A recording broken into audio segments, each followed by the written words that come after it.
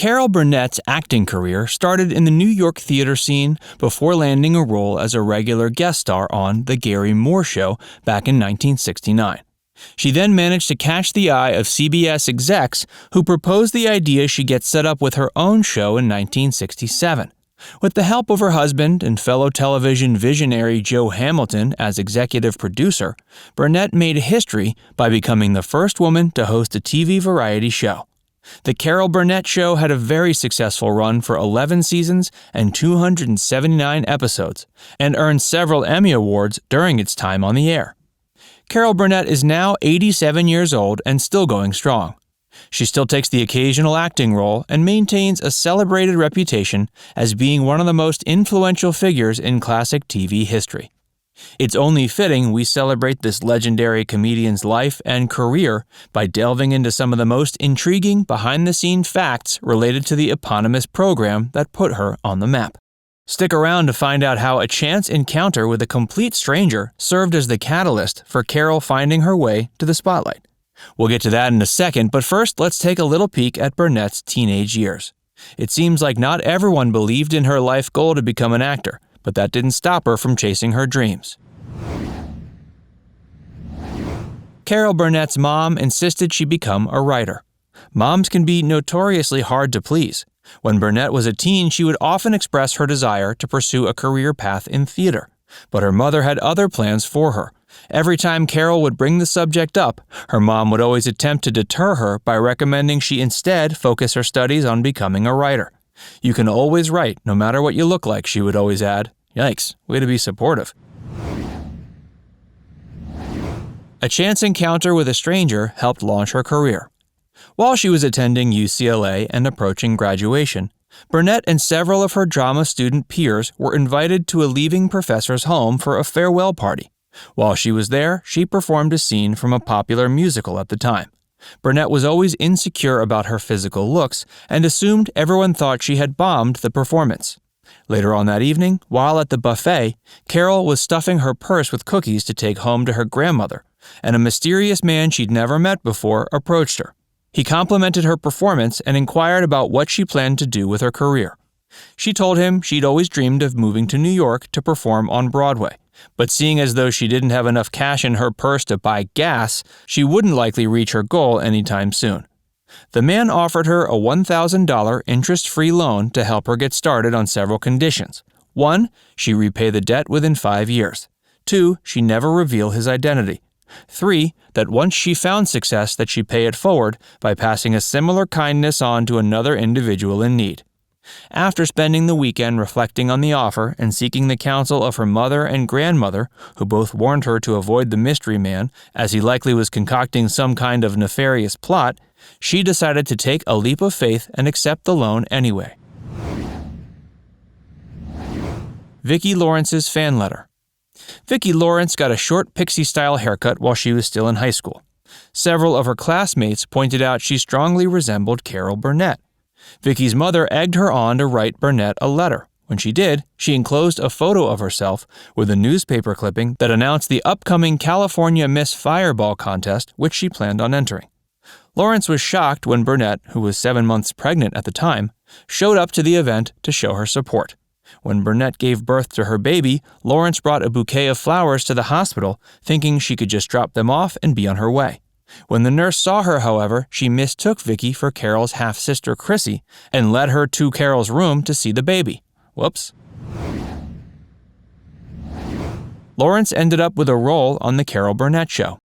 When seeking out cast members for The Carol Burnett Show, Carol recalled that teenager who wrote her and brought her flowers at the hospital and decided to offer her a role on the show, despite the fact she had no acting experience. At first, she gave her a small recurring role as her sister, but over time she became a full-fledged member of the ensemble cast. Lawrence wrote in her autobiography, Vicky, The True Life Adventures of Miss Fireball, that Carol was very accommodating to all her co-stars. She would always make sure that the entire cast got their fair cut of the funniest jokes.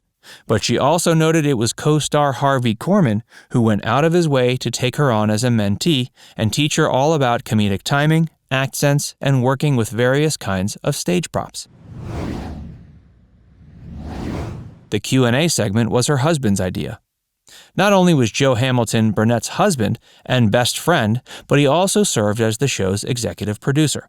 It's been a tried-and-true tradition in showbiz to have a comedian come on stage before a show to warm up the audience. But Hamilton was a bit nervous about going that particular route. He was worried maybe the comedian would be more entertaining than the rest of the cast, so he proposed an alternative. He suggested Carol go out on stage and invite the audience to ask her questions instead. The most popular audience request asked throughout the show's 11 seasons was for Carol to demonstrate her Tarzan yell. Hey, if you're enjoying this video, give it a like and subscribe to our channel if you haven't already.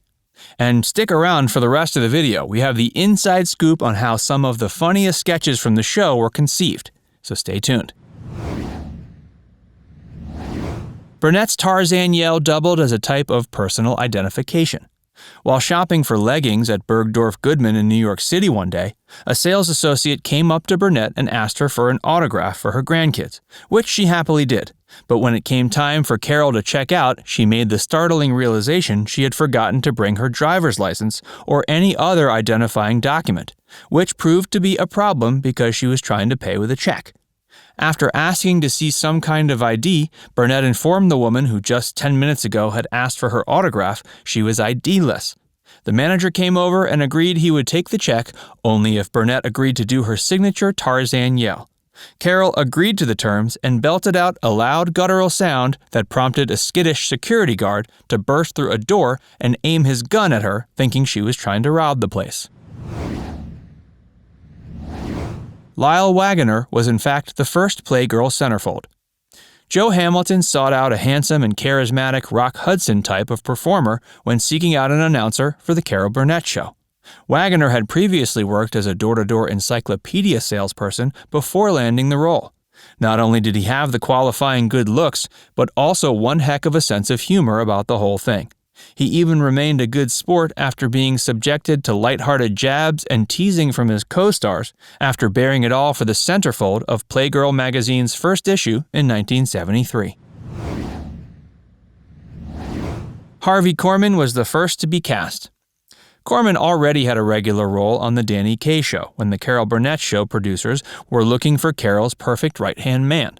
They didn't even bother asking him if he wanted the part, assuming he already had steady employment and was unlikely to jump ship to a new show that hadn't even premiered. It would have been a risky move. Carol Burnett was walking to her car in the CBS lot one day when she spotted Korman and basically threw him against the hood of her car and begged him to join the cast of her show. What she didn't know at the time was that the Danny Kaye Show was about to be canceled, and Korman was already on the lookout for his next job. He gladly agreed to join the cast shortly after that run-in. Tim Conway hardly ever followed the script. Conway was a recurring guest on the show already, so when Levi Wagoner left the cast in 1974, Conway was hired on full-time to replace him. Conway was well known for his long-winded, off-script monologues and creative ad-libbing. Many of his co-stars loved his improvisation, while others found it wildly annoying. While Korman was a fan of this style, Lawrence often resented Conway's interruptions and what she saw as his persistent spotlight hogging. Vicky eventually snapped one day and fired back with her own ad-libbed comment during a notorious scene where Conway was rattling about Siamese elephants during a family sketch. Her profanity-laden remark brought the cast and crew to stitches, and Dick Clark counted it as his all-time favorite TV outtake. And if Dick Clark says something you did was his favorite, you did something right. Mrs. Wiggins was initially conceived as an elderly woman. Conway was the one who created both the Mrs. Tudball and Mrs. Wiggins characters and wrote most of their dialogue. Originally, he envisioned Mrs. Wiggins as being a sluggish, absent-minded, and elderly geriatric, but Bob Mackie, one of the show's costume designers, thought Carol had already played far too many similar characters, and instead designed a very curvaceous, buxom look for her. Conway's dentist sketch was inspired by a real-life mishap. When Conway was in the armed forces, he had to have some dental work done. His dentist unintentionally shot up his own thumb with Novocaine, rendering it completely numb. Even though Conway's sketch based upon the incident thoroughly exaggerated how things panned out, the resulting sketch was one of the show's funniest moments, and Korman was temporarily incapacitated by how hard he was laughing. Conway told Conan O'Brien in 2013 that Korman found it so difficult to contain himself, he actually peed himself a bit during that sketch. The Carol Burnett Show was quite possibly one of the funniest sketch comedy shows in TV history. There's no denying that. It's not surprising it appears on a number of critics' best of lists. Which classic sketch comedy show of that era were you more a fan of, The Carol Burnett Show or Rowan and Martin's Laugh-In? Let us know your opinion in the comments section. And before you go, make sure you give this video a like and subscribe to our channel if you haven't already. Tap the bell icon to turn on notifications to keep up with all our latest videos.